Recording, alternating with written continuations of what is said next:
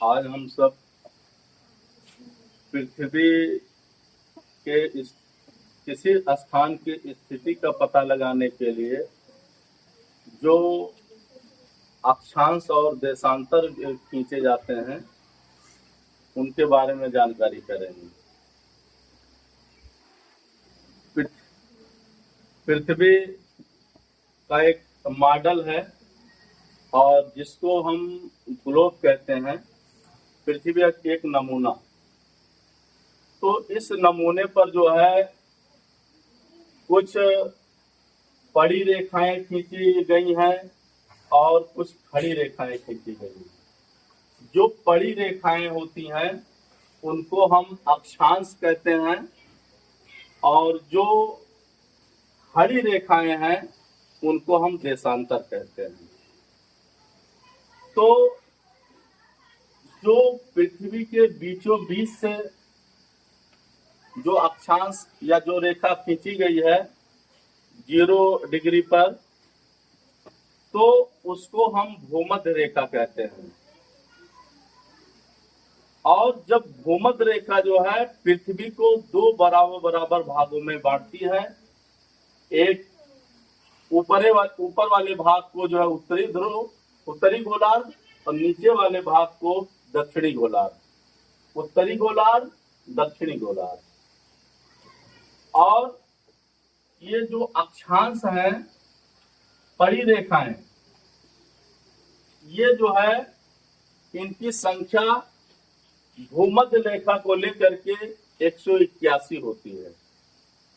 90 उत्तरी गोलार्ध में, 90 दक्षिणी गोलार्ध में, और जो भूमध्य रेखा है इसको लेकर के 181 अक्षांश हैं।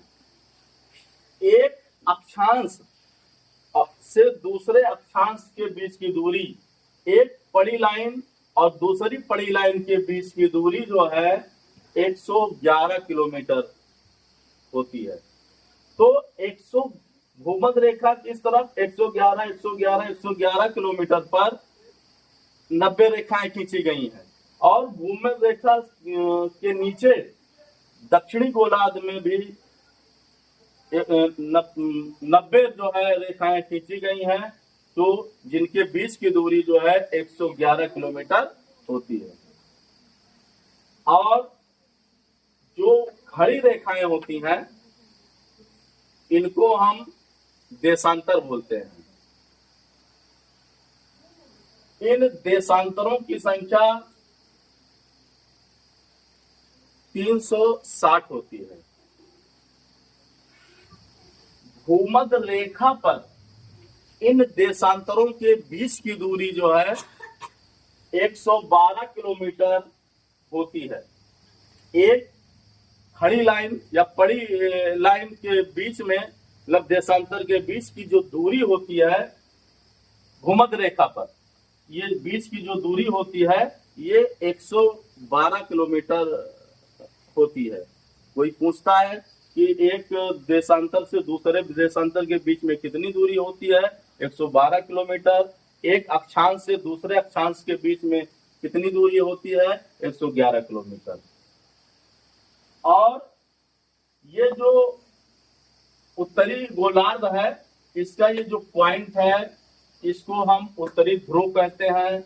और ये दक्षिणी गोलार्ध का जो ये धुरी है इसको हम दक्षिणी ध्रुव कहते हैं। उत्तरी ध्रुव, दक्षिणी ध्रुव। ये जो देशांतर हैं, इन देशांतरों की जो है ध्रुवों पर इनके बीच की दूरी जो है 0 हो जाती है, क्योंकि सारी रेखाएं जाकर के यहाँ टच कर जाती हैं।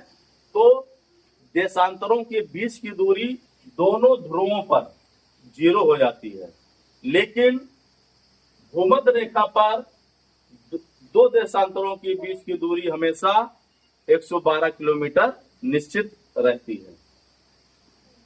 और इनकी संख्या आप जान चुके हैं कि 360 होती है देशांतर की संख्या, और अक्षांश की संख्या 181 होती है।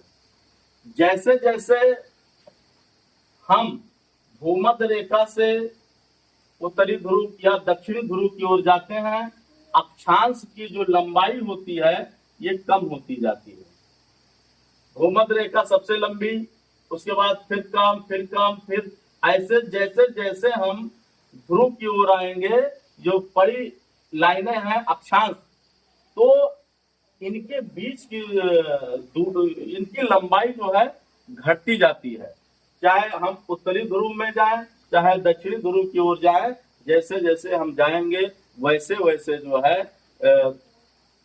इनकी लंबाई घटती जाती है।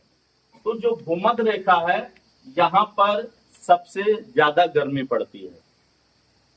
सबसे ज्यादा, यहाँ पर सबसे ज्यादा गर्मी पड़ती है, इसका कारण है कि सूर्य की रेखाएं एकदम सीधी पड़ती हैं, और जैसे जैसे हम ध्रुवों की ओर जाते हैं वैसे वैसे तापमान हमारा जो है कम होता जाता है। इधर जो है सबसे ठंडा और इधर भी सबसे ठंडा पाया जाता है। जैसे जैसे हम भूमध्य रेखा के उधर जाएंगे वहां पर जो है तापमान में कमी। एक खास बात और है, अगर यहाँ पर कोई वस्तु है तो यहाँ पर जो है उसका भार अधिक होता है, लेकिन वही वस्तु, जैसे यहाँ कोई 5 किलो की वस्तु है, उसको हम इस तरफ जाएंगे तो उसका भार कम होता जाता है। इसका कारण है कि यहाँ पर गुरुत्वाकर्षण बल अधिक है, और जैसे जैसे अलग जाते हैं तो गुरुत्वाकर्षण बल जो कम होता जाता है। तो एक ये है कर्क रेखा, जो उत्तरी गोलार्ध में ऊपर की ओर ये है कर्क रेखा, और ये कर्क रेखा भारत के 8 राज्यों से होकर गुजरती है। कर्क रेखा भारत के, हमारे देश के 8 राज्यों से गुजरती है, और कर्क रेखा जो है ये 22.5 डिग्री एन का मतलब होता है नॉर्थ, मतलब उत्तर, 22.5 डिग्री जो है उत्तर की तरफ, और जो दक्षिणी गोलार्ध में ये रेखा है मकर रेखा, ये जो है 22.5 अंश एस मतलब साउथ, दक्षिण की ओर। कर्क रेखा की स्थिति कोई पूछे तो 22.5 अंश एन, अगर मकर रेखा की स्थिति कोई पूछता है 22.5 अंश एस साउथ, दक्षिण। तो इस तरीके से हम लोग इसके बारे में जाने। तो एक चीज और हम जानेंगे कि जो ध्रुव है, ये ध्रुव, इसी ध्रुव पर जो है पृथ्वी जो है अपनी धुरी पर घूमती है, अपनी धुरी पर घूमती है, और पृथ्वी के अपनी धुरी पर घूमने के कारण ही जो है पृथ्वी पर दिन और रात होते हैं। अगर पृथ्वी घूमना बंद कर दे तो दिन रात का होना बंद हो जाएगा। जहां पर जिस स्थिति में रुकेगी पृथ्वी, घूमना बंद करेगी, जहां पर अंधेरा रहेगा हमेशा अंधेरा रहेगा, जहां पर दिन रहेगा हमेशा दिन रहेगा। तो आज हम इतना ही सीखते हैं, और इसके बारे में अगले सत्र में और जानेंगे। Okay, thank you.